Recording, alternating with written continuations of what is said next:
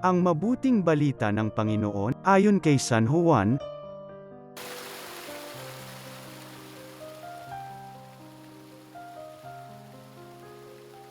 noong panahong iyon, tumingala si Jesus at nanalangin, Amang Banal, hindi lamang ang aking mga alagad ang idinadalangin ko, kundi pati ang mga mananalig sa akin dahil sa kanilang pahayag.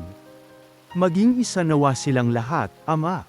Kung paanong ikaw ay nasa akin at ako'y nasa iyo, gayon din naman, maging isa sila sa atin upang maniwala ang sanlibutan na ikaw ang nagsugo sa akin.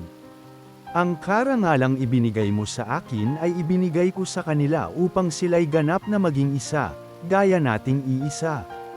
Ako'y nasa kanila at ikaw ay nasa akin, upang lubusan silang maging isa.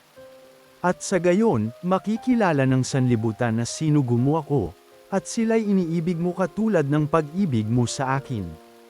Ama, nais kong makasama sa aking kinaroroonan ang mga ibinigay mo sa akin, upang mamasdan nila ang karangalang bigay mo sa akin, sapagkat inibig mo na ako bago pa nilikha ang sanlibutan.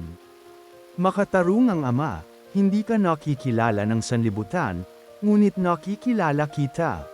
At nalalaman ng mga ibinigay mo sa akin na ikaw ang nagsugo sa akin. Ipinakilala kita sa kanila, at ipakikilala pa, upang ang pag-ibig mo sa akin ay sumapuso nila at ako na may sumaka nila.